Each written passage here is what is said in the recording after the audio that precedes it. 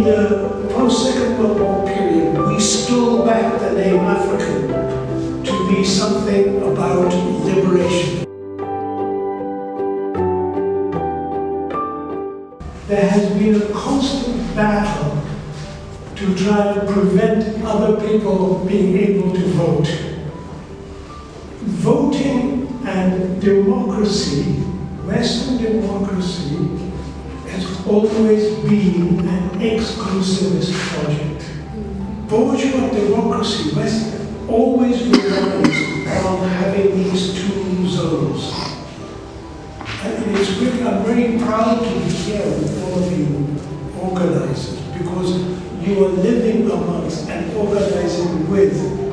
That shows exactly what the essence of organic intellectuals is.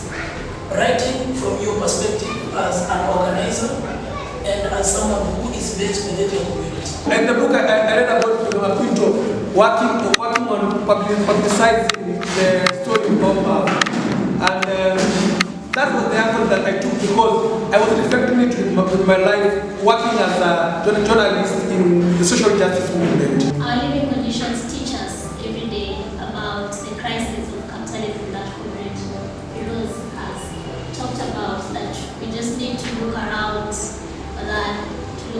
our living conditions and see really the living embodiment of the capitalism crisis in our hood and in our communities. As an organic intellectual, what you say is that it's a collective of writer activists.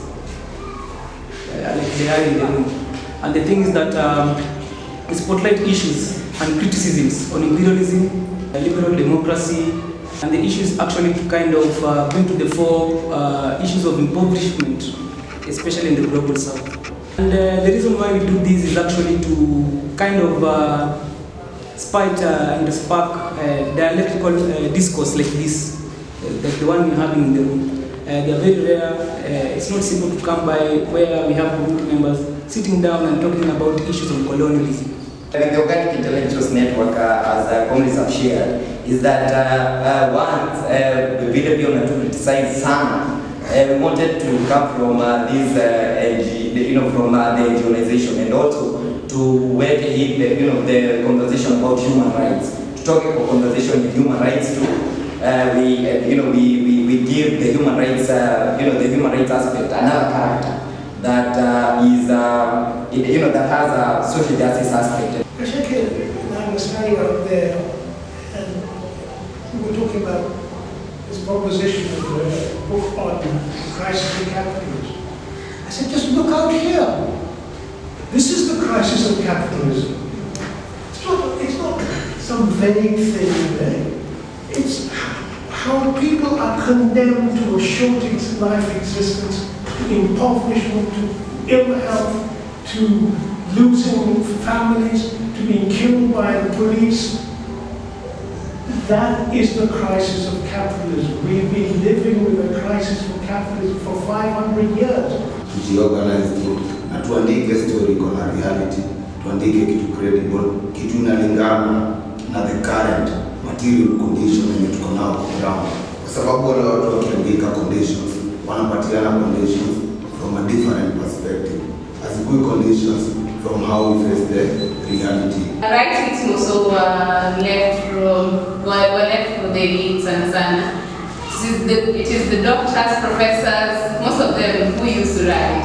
So, could demystify the concept that writing a certain class of people, a certain group of people, and presenting JB, maybe a Fufuligo who organizes in Madare, a chance to write her experiences, her own life experiences, and she's doing it with her own style. The idea of writing on a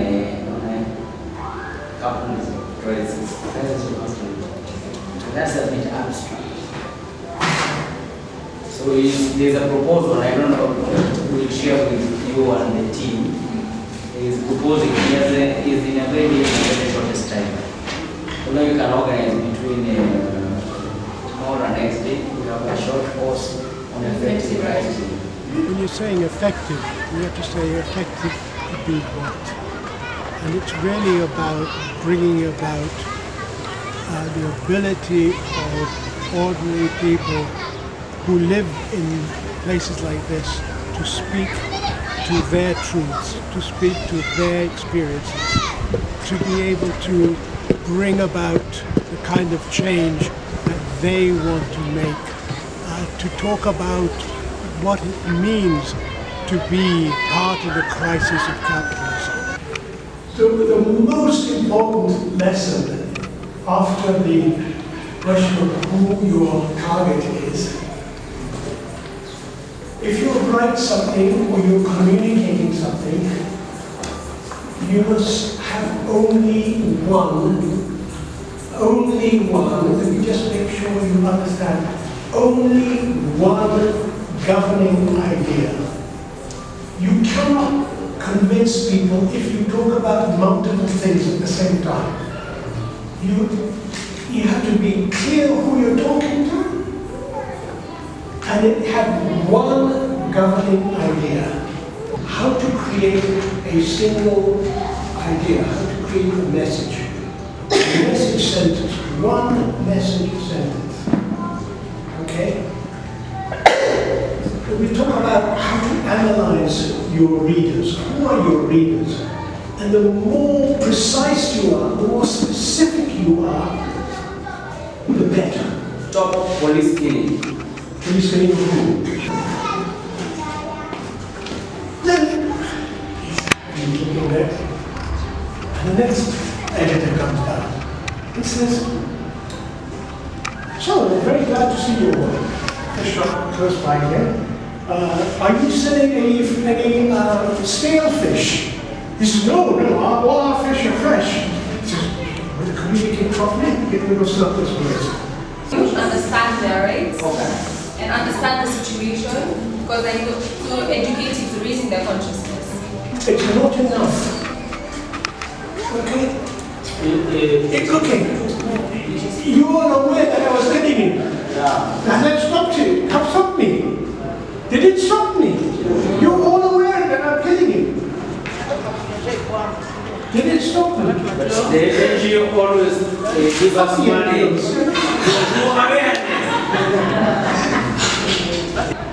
It is illegal. There are increasing number of killings. Why? Okay?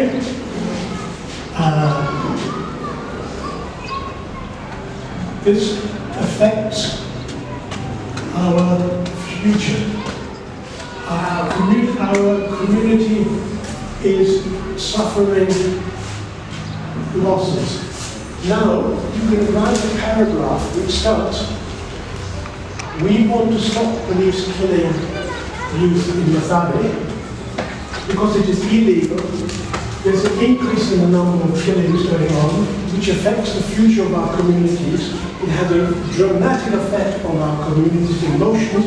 Our community is affecting our losses, and their future is at risk.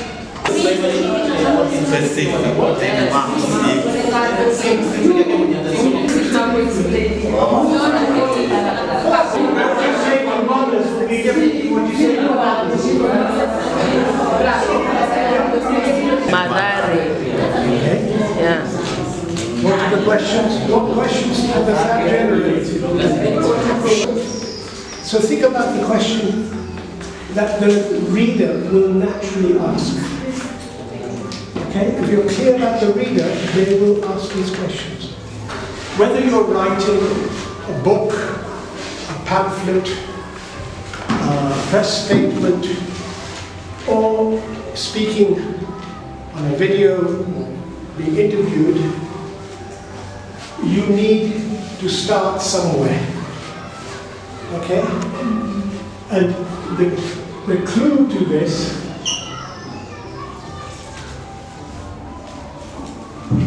is this. Learn a lot today, and it's very important even to human rights defender to know this method of writing. It's very key and it's very important to our struggle. even one can know how to write. I've know even how to differentiate a loving letter and a police letter. Mtufundisha tuko tunajua sisi wenyewe crisis ya capitalist, lakini sasa tumejielewa. Me, I'm very inspired because it has been my not wish, but I have been in that need. I just needed to know how to even do an effective communication, because even in the issue of communicating is very important. Because one day I remember I asked my principal in the school that, can I talk to you? And he told me, as far as you are communicating. So there is a communicating and non-communicating. Making sure that at least we also get the knowledge on effective writing. And for me, it's not only as a writer, but also as a director of the social justice center together. I think these are things that we also take in consideration whenever we want to come up with our plays. We identify, we actually look at what the situation is, really is, and we identify the problem, ask the questions, and now give the response in terms of the script. So thank you very much. Kulingana na training ya leo, nimeelewa kwamba effective writing ni kuandika kitu kama experience ile yako wewe mwenyewe umepitia, ama live ile ambayo tunaishi kama slums kama ya Mathare. Comrade Firoze has taught us that when we are doing effective writing, we look at the problem from the reader's perspective, and then I think the most important thing is identifying who our audience is, and our audience is always the people.